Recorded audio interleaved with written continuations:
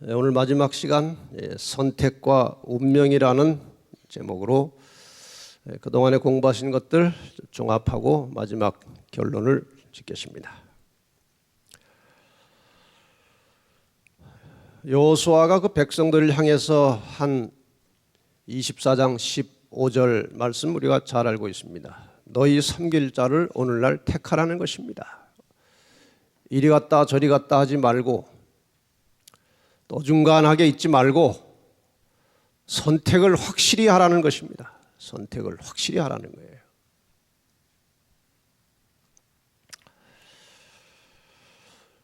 특별히 인간이 선택하고 사는 게 여러 가지입니다.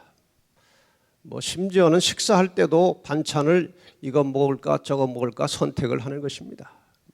끊임없는 선택의 연속인데 그 중에 인생에 대단히 큰 영향을 미치는 중요한 세 가지 선택은 배우자를 누구를 선택하느냐, 직업을 어떤 직업을 갖느냐,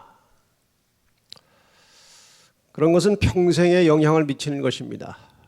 그런데 우리의 영원한 삶을 통해서 영향을 미칠 아주 중대한 선택은 종교를 선택하는 것입니다. 종교를 잘못 선택하면 패가 망신하고 인생 망칩니다. 오늘 여러분과 저는 이 종교를 선택하는 데 있어서 정말 탁월한 선택을 하셨습니다.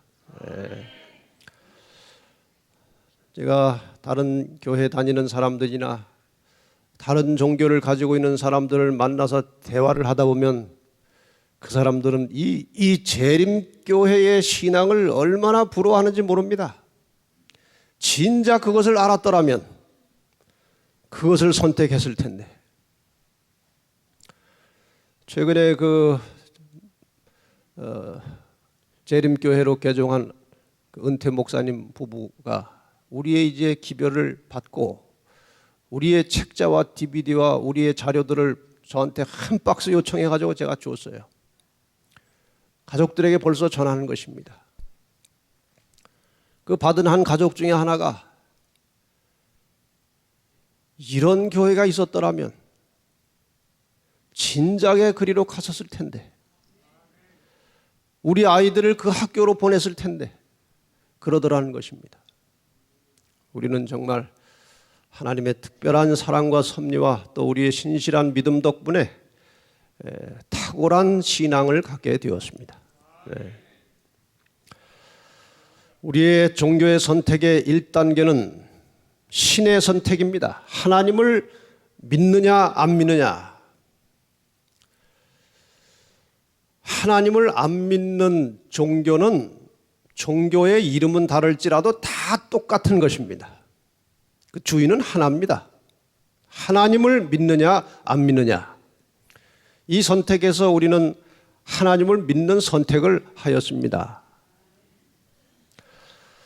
그 다음에 두 번째 단계에서는 하나님을 믿는 것 좋은데 하나님을 바르게 믿느냐 다르게 믿느냐 하는 것입니다. 많은 사람들이 하나님을 믿고는 있지만 성경과 벗어난 다른 하나님을 믿는 사람들이 많이 있는 것입니다. 이 두 단계에서도 여러분과 저는 성경의 진리를 따라서 바른 하나님을 믿는 신앙인들이 되었습니다. 정말 축복입니다. 세 번째 단계는 이제 그 바르게 믿는 하나님의 말씀을 실천하며 순종하며 사느냐 그것입니다. 믿음대로 사느냐 자기 뜻대로 사느냐. 많은 사람들이 믿음은 정확하게 확실하게 가지고 있지만 사는 것은 믿음대로 살지 않고 자기 뜻대로 살거나 섞어서 삽니다.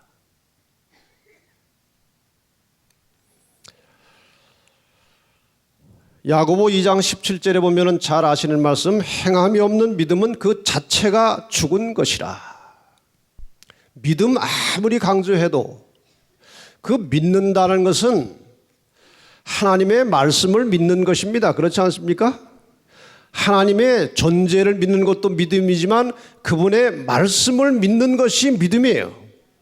믿는다면 순종하는 것입니다. 말은 믿는다고 하고 순종하지 않으면 안 믿는 것과 다를 게 하나도 없는 것입니다.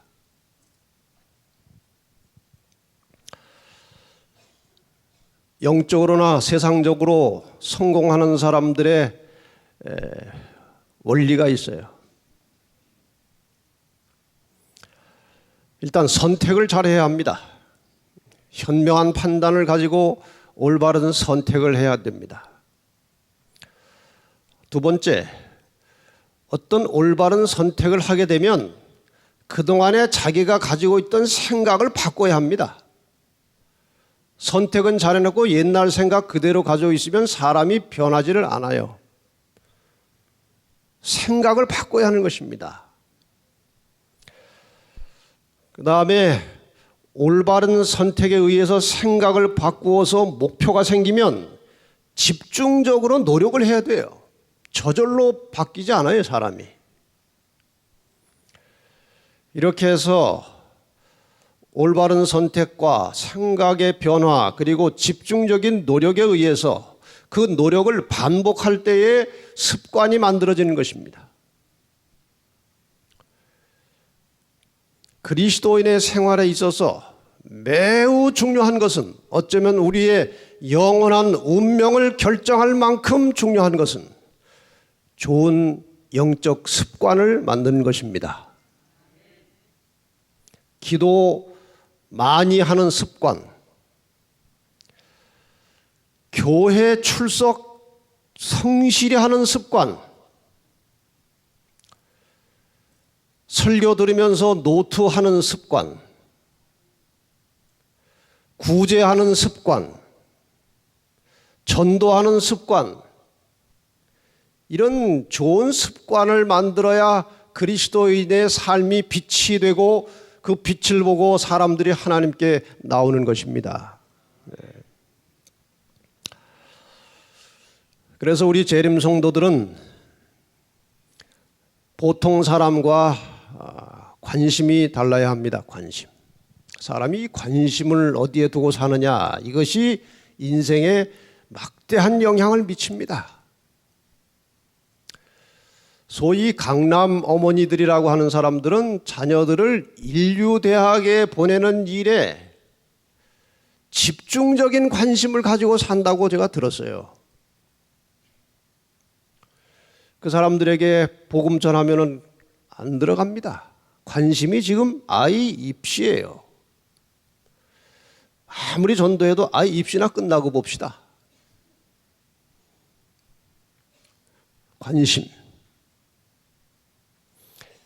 이 관심을 어디에 두고 사느냐 하는 것이 인간의 생각을 끊임없이 만드는 것입니다. 관심에 의해서 생각이 만들어지는 것 아닙니까? 내가 좀 영적으로 좀 성장하고 참 신앙적으로 살아야 되겠다. 거기에 관심이 있는 분들은 그것을 어떻게 잘할 것인가 그 생각을 늘 하는 것입니다. 생각은 말을 만드는 것입니다. 말. 사람 말하는 거 보면요, 관심이 어디에 있는지, 무슨 생각하고 사는지 대략 짐작이 갑니다. 저도 사람을 하도 많이 만나다 보니까 별의별 사람을 다 만나고 이야기를 하고 살다 보니까 대화를 하면서 한 5분만 얘기하면 이 사람이 어떤 사람이구나 대강 알아요. 나중에 보면 거의 맞아요. 말을 어떻게 하느냐, 그건 사람의 신앙이고 성품이고 인품이에요. 말은 행동을 만드는 것입니다. 행동. 말을 자꾸 하면 그런 일을 하는 겁니다. 행동이 반복되면 습관이 되고, 습관이 쌓이면 품성이 되고, 이 품성이 우리의 운명을 결정하는 것입니다. 결국 우리의 운명은 평상시에 무슨 일에 관심을 쓰고 살았느냐, 이것이 우리의 영원한 운명을 결정하는 것입니다.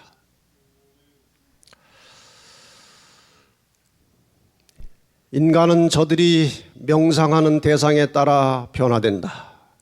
무엇을 생각하고 사느냐에 따라서 사람이 바뀐다는 것입니다.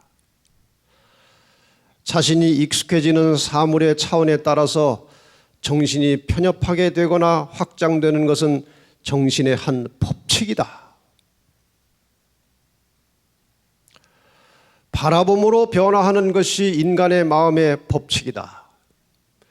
사람은 진리와 순결과 거룩함에 대하여 자신이 가지고 있는 개념 이상으로 높아지지 않는다.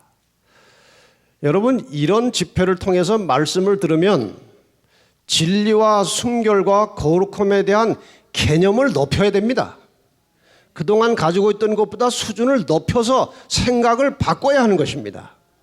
그래야 사람이 향상하는 거예요. 그러면은 과연 참 그리스도인은 어디에 관심을 두고 살아야 되느냐 하는 것입니다.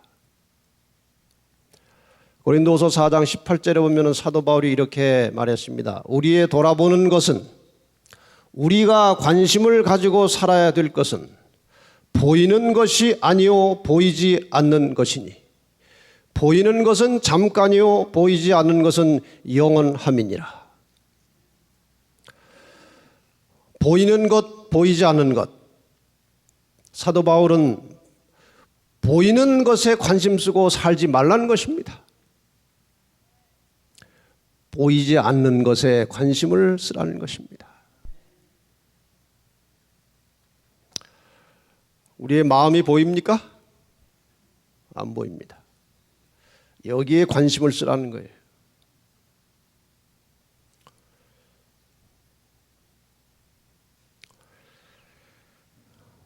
얼짱,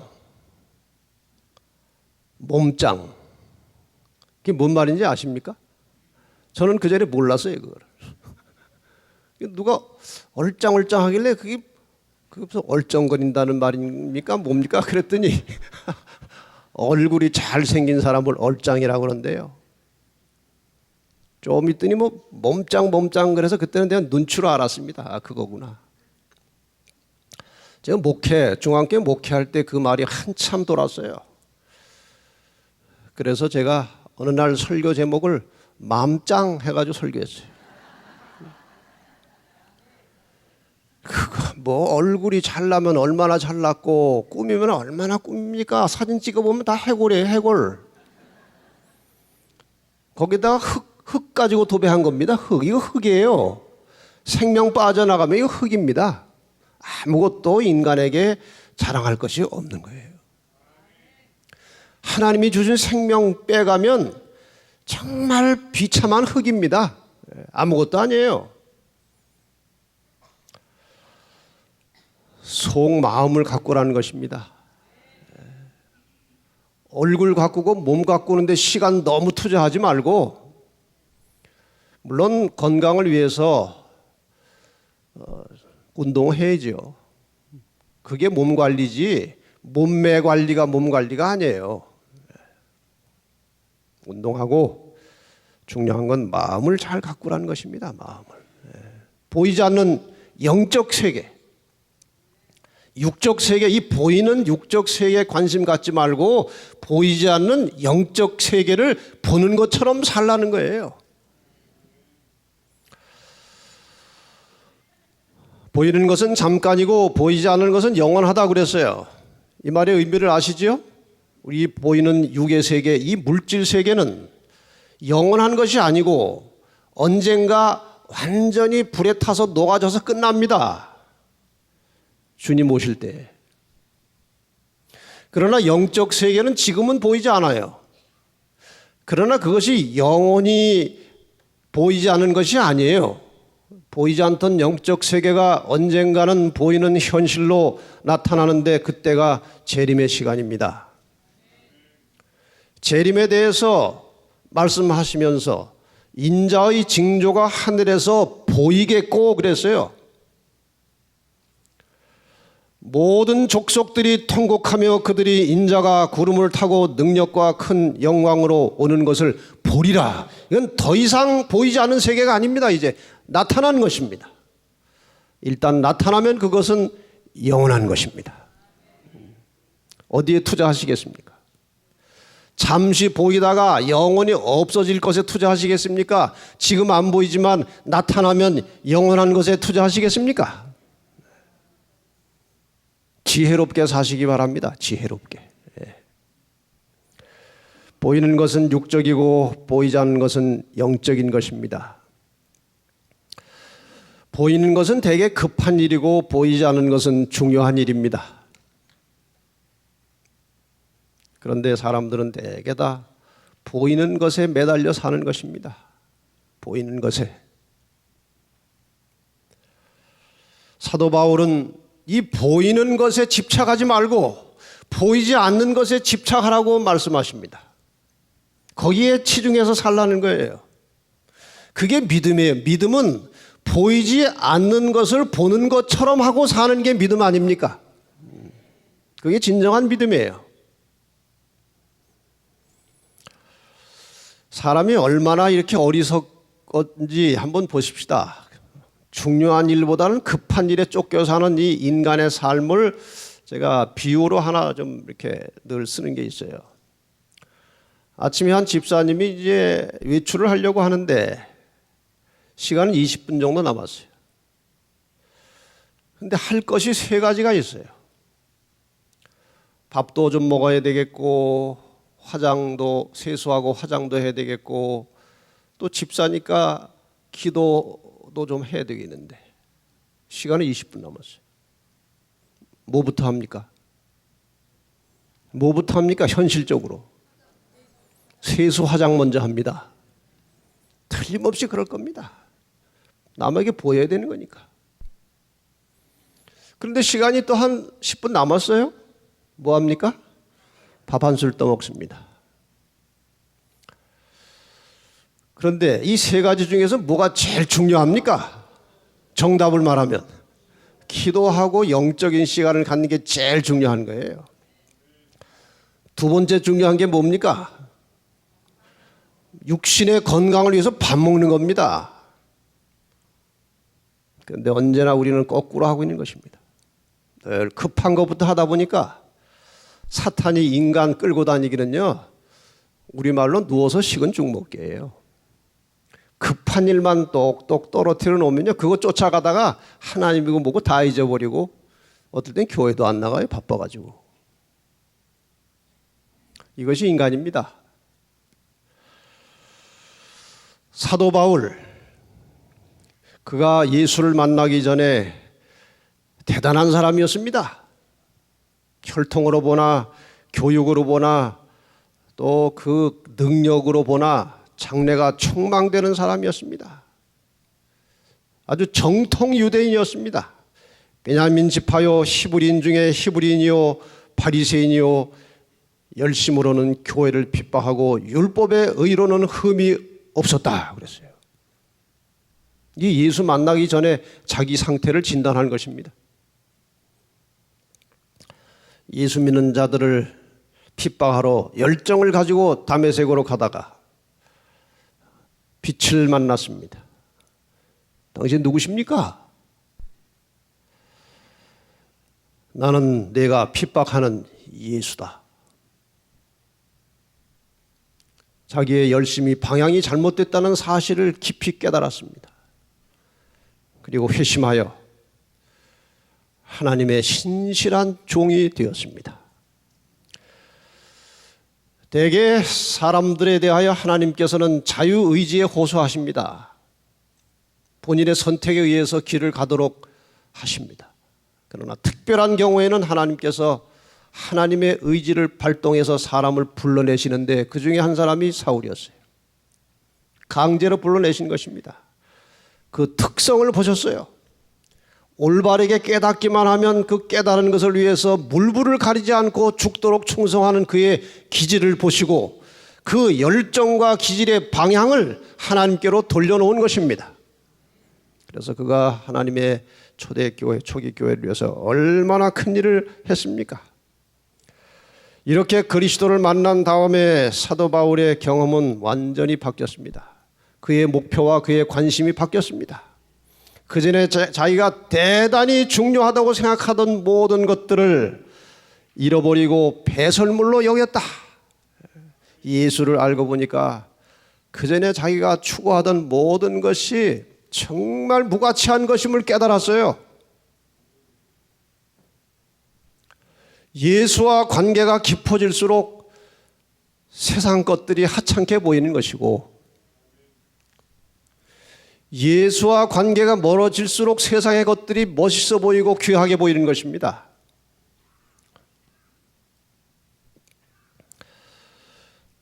사도 바울이 어디에 관심을 가졌는지 고린도전서 9장 26절과 27절에 나와 있습니다. 내가 다름질하기를 향방 없는 것 같이 아니하고, 말이 좀 이렇게 돌리고 돌렸는데 분명한 인생의 방향이 있었다는 것입니다. 싸우기를 허공을 치는 것 같이 아니했다. 그럼 어떻게 내가 살았느냐? 내 삶은 이것이다. 내가 내 몸을 쳐 복종하게 하면 내가 남에게 전판 후에 자기가 도리어 버림이 될까 두려워함이로라. 지금 이 말씀을 요약하면 두 가지입니다. 몸을 쳐서 복종하게 했다는 것과 끊임없이 다른 사람에게 복음을 전파하며 살았다는 것입니다.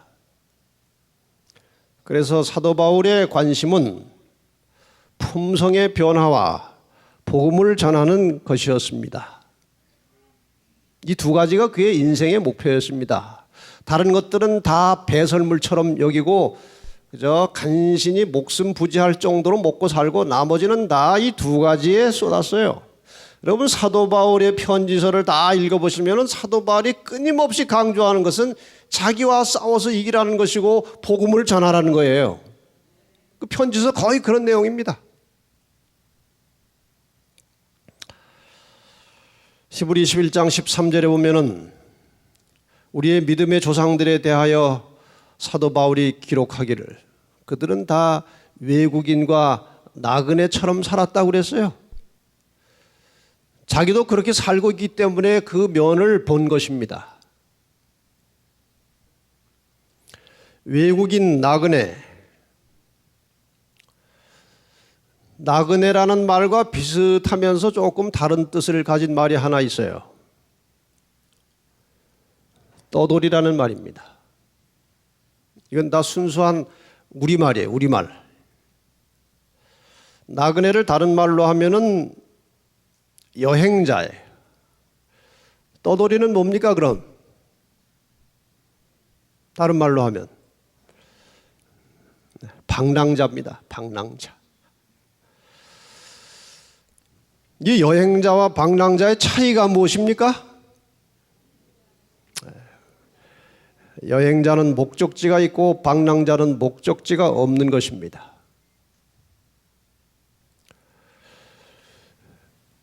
이들의 목적지는 어디였습니까? 우리 믿음의 선조들의 나그네들의 목적지는 저희가 이제는 더 나은 본향을 사모하니 곧 하늘에 있는 것이라. 그래서 그냥 제가 붙여본 이름입니다. 우리는 재림 나그네들입니다. 재림 나그네의 목적지는 더 나은 본향입니다. 여기서 영원히 살 사람들이 아니고 하늘을 향해서 지금 여행하고 있는 나그네들입니다. 여기가 우리 살 곳이 아니에요. 더 나은 본향을 향해서 가는 도중에 할 일은 분명합니다. 재림을 맞이하기 위하여 준비하는 것입니다. 그리고 재림의 소식을 다른 사람에게 전하는 것입니다. 나만 구원받겠다고 터벅터벅 걸어가는 사람은 진정한 재림 나그네가 아니에요. 끊임없이 재림을 준비하면서 재림을 전하고 사는 것이 재림 나그네들의 생활입니다. 이걸 다른 말로 표현하면 품성 변화와 복음 전도예요. 사도 바울과 똑같은 것입니다. 영문시조 1902년 7월 9일자에 이런 기록이 있는데 이 말씀과 딱 맞아서 제가 좀 찾아봤습니다. 우리는 그분께서 돌아오실 때를 기다리고 있습니다. 그분께서 우리 손에 맡기고 떠나신 일 뭡니까? 복음 전도예요. 그 일을 성실하게 행함으로 그분께 영광을 돌립시다. 깨어 기다리며 일하는 가운데 우리는 그분의 재림을 준비해야 합니다. 이게 품성의 변화입니다. 여러분과 저의 삶의 목적이 언제나 이 품성의 변화와 복음 전도에 고정되어 있기를 간절히 바랍니다. 여기에서 눈을 떼면 안 되는 것입니다. 하나님의 형상대로 형성된 품성은 우리가 이 세상에서 내세로 가져갈 수 있는 유일한 보물이다. 우리가 이 땅에서 노력해가지고 아무리 많은 것을 얻어놓고 아무리 많은 지식을 쌓고 아무리 큰 업적을 남겨도 그것은 주님 오시면 아무것도 아닙니다. 거기 가져갈 것은 하나님의 형상대로 만들어진 품성만 가지고 가는 것이니까 지혜가 있는 사람은 거기에다가 투자하시기 바랍니다. 먹고 사는 일 자꾸 확장시키려고 하지 말고 먹을 것과 입을 것이 있은즉 족한 줄로 여기고 하나님의 품성을 담는 일에 투자하시기 바랍니다. 이제 그리스도인 신앙의 목표가 무엇인지 분명해진 것입니다. 이건 제 말도 아니고 누구한테 들은 이야기도 아니고 어느 학자의 논문도 아니고 하나님의 말씀이에요. 우리의 신앙의 목표는 품성의 변화와 복음을 전하는 것입니다. 그동안 배운 말씀을 조금 요약해서 구체적으로 품성 변화에 필요한 것들 간단하게 봅시다. 안식일을 존귀하게, 거룩하게, 그리고 즐겁게 지키라고 했어요. 여기에 충실해야 됩니다. 안식일 시간 함부로 쓰면 안 돼요.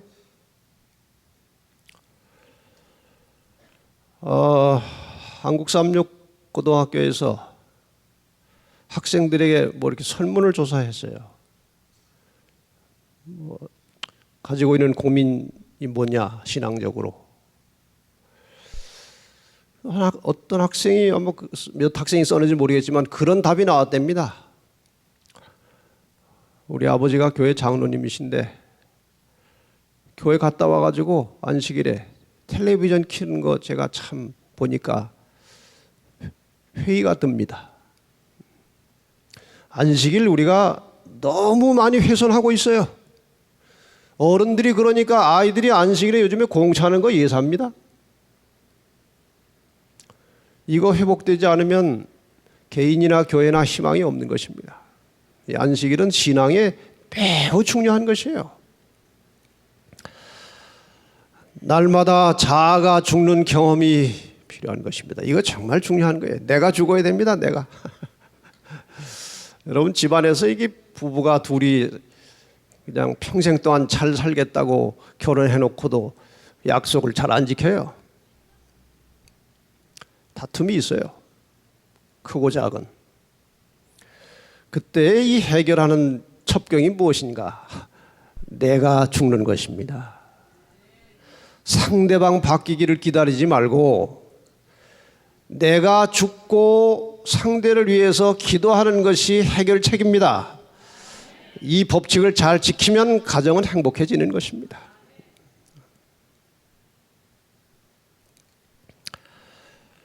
가진 것들을 남의 유익을 위해서 사용하라는 것입니다. 내 가진 시간, 노력, 재물, 가진 것들 이기적으로만 쓰지 말고 상당 부분 떼어서 남의 유익을 위해서 사용할 때 이기적인 품성이 이타적으로 바뀐다 이것입니다. 기도하는 일을 삶의 최우선순위에 두라는 거예요. 저나 여러분이나 늘 이것이 문제입니다. 기도하는 일을 삶의 최우선순위에 두라는 거예요. 많은 사람이 저를 이제 만나자고 연락이 옵니다. 그럼 정말 시간도 없고 한데 뭐 지방의 어느 장로님이 목사님 좀 만나겠습니다. 무슨 내용이십니까? 가서 말씀드리겠습니다. 무슨 문제인지도 모르고 오겠다는 것입니다. 그래서 제가 그 뭐 얘기를 좀 하시면 안 됩니까? 뭐라고 얘기를 하시는데 보니까 저하고 해결할 문제가 아니에요, 그것이. 그렇게 얘기해서 그분하고 좀 하시죠. 그러면 연합회장 교만하다고 소문나요. 교만하다고. 많은 사람들이 만나러 오는데 뭐 주겠다고 오는 사람은 하나도 없고 다 달라는 사람뿐이에요. 뭐 연합회장이 그 일을 해야 되니까. 늘 바빠요. 연합회장이 하는 일이 되게 네 가지입니다. 사람 만나는 거 하고, 회의하는 거 하고, 글 쓰는 거 하고, 설교하는 거예요.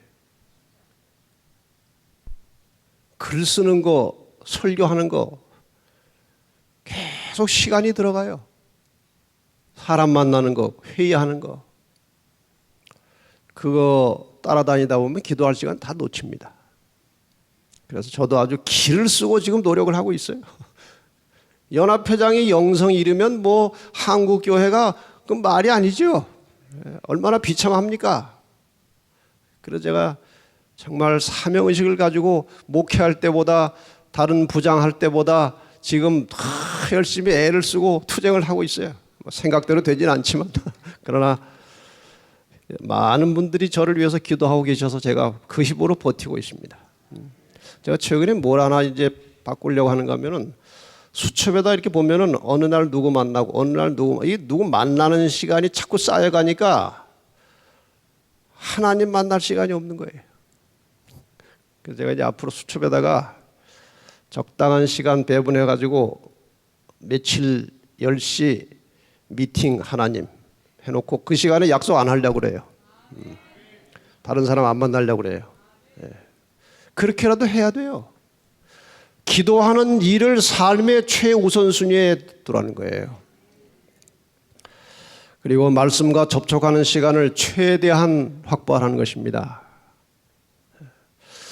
그래서 이 성공적으로 신앙생활 하신 분들의 그 경험을 들어보면은 말씀과 기도에 최소한 하루에 2-3시간을 보내는 것입니다. 여러분, 어렵습니까? 그것이 우리의 영원한 운명을 결정할 만큼 중요한 것이라면 해야 되지 않겠습니까? 하루에 최소한도 2시간, 3시간 정도는 말씀과 기도로 영적인 시간을 가지라는 것입니다. 그래야 생각이 바뀌고 삶이 바뀌어지는 거예요. 복음 전도하기로 굳게 결심해야 돼요. 전도가 생명이라고 해야 돼요. 생명. 전도가 내 영적 생명이다. 모든 사람을 영혼 구원 대상으로 보는 것입니다. 만나는 모든 사람을 영혼 구원 대상으로 보고 당장은 전도 안 해도 전도인의 모습으로 사람을 대하면 사람이 바뀌는 것입니다. 처음에는 그것이 의도적이고 그냥 고의적으로 억지로 하는 수도 있어요. 잘 안 되지만. 그러나 그것이 쌓이면 습관이 되고 품성이 되는 것입니다. 영혼 구원 대상 목록을 항상 가지고 다니라는 거예요.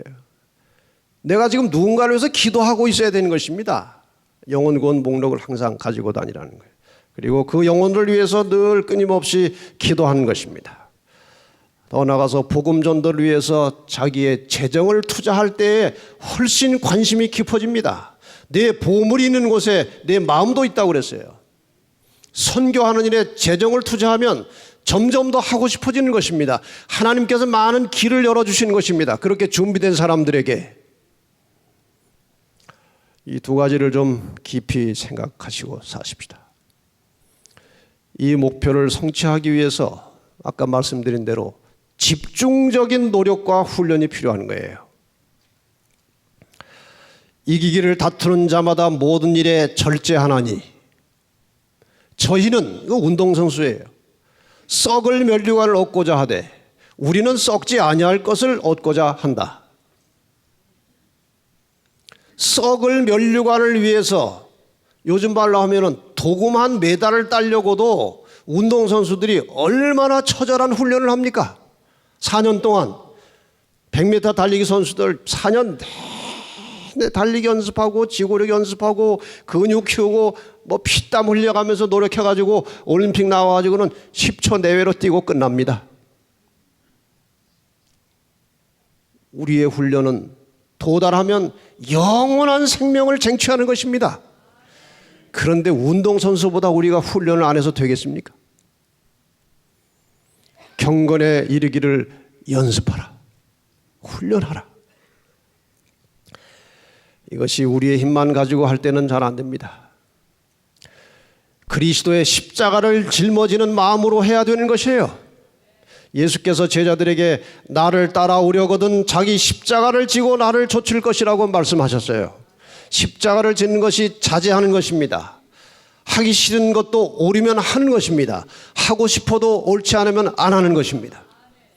하나님의 뜻에 맞추어서 자기를 조각해 나가는 것이 절제고 그것이 자기 십자가를 지는 것입니다. 오늘날 너무나 많은 사람들이 십자가를 지려고 하지 않은 것입니다. 부활절 행사 때에 제일 앞에 행렬에 제일 앞에 있는 사람이 십자가를 짊어지고 가는 것입니다. 예수가 십자가를 짊어진 것을 경험하고자 하는 것이에요. 저 사람 표정을 보면은 힘든 표정이 아니고 좀 실례지만 심각한 척하는 얼굴처럼 보입니다. 하고 왜 그러느냐? 왜 저렇게 힘은 안 들어 보이고 심각한 것처럼 보이느냐? 십자가 밑에 바퀴를 다는 것입니다. 다른 사진도 하나 보니까 역시 바퀴가 있어요. 오늘 현대 성도들이 십자가를 짊어지긴 졌는데 바퀴 달고 끌고 다니는 것입니다.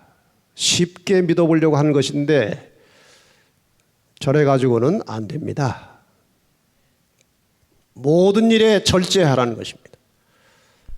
해야 될 것은 싫어도 하고 하지 말아야 될 것은 하고 싶어도 하지 말고 말씀에 맞춰 살라는 것입니다. 이 목표를 성취하는데 자기 노력만 가지고는 절대로 안 됩니다. 자기 의지만 가지고 안 돼요.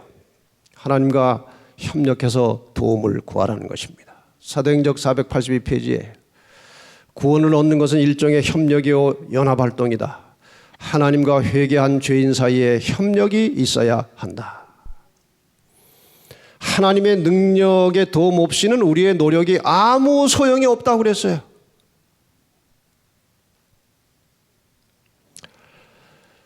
마태복음 1장 23절에 예수께서 오실 때에 그 이름을 가지고 하신 말씀, 그 이름은 임마누엘이라 하리라. 그 번역한즉 하나님이 우리와 함께 계시다. 예수님께서 마지막에 가시면서 하신 말씀은 마태복음 28장 20절 내가 세상 끝날까지 너희와 항상 함께 있으리라. 여러분, 우리가 아무리 힘들고 고달프고 어려워도 십자가를 지는 일이 아무리 힘들고 아무리 고통스러워도 이 말씀을 기억하시기 바랍니다. 하나님이 우리와 함께 계시기 위하여 오셨고 그리고 성령을 통해서 우리와 세상 끝날까지 함께 하시겠다고 약속하셨습니다. 여러분, 힘들 때마다 내 곁에 주님이 계시다는 사실을 기억하시기 바랍니다. 그분께 말씀드리고 그분께 기도하고 마지막 말씀을 보고 마치겠습니다. 너희가 어찌하여 양식 아닌 것을 위하여 은을 달아주며 배부르게 못할 것을 위하여 수고하느냐? 지금 너희가 하는 일이 애는 쓰고 힘은 드는데 열매가 없다는 것입니다. 양식 아닌 것을 위해서 은 달아주고 배부르지 못할 것을 위해서 수고를 하고 있다는 말은 우리의 지금 삶이 열심히 하니라고 하긴 하는데 열매도 없고 소득도 없다는 것입니다. 나를 청정하라. 내가 시키는 대로 하라는 것입니다. 내가 시키는 대로. 그리하면 너희가 좋은 것을 먹을 것이고 너희 마음이 기름진 것으로 즐거움을 얻으리라. 사랑하는 여러분, 우리는 참 선택을 잘 했습니다. 남은 자손, 진리교회. 이제 우리의 숙제는 진리를 따라 사는 것입니다. 지식이 아무리 많아도, 경험이 아무리 많아도, 재물이 아무리 많아도 오늘 어떻게 사느냐가 중요한 것입니다. 그리스도인으로서 하나님의 능력을 힘입어서 우리의 삶이 진리처럼 빛나게 되기를 바랍니다. 그래서 그 빛을 보고 하나님을 믿는 사람들이 주변에서 많이 일어나도록 그렇게 기도하고 헌신하는 충청의 재림 성도들이 되시기를 간절히 바라면서 말씀을 마치겠습니다.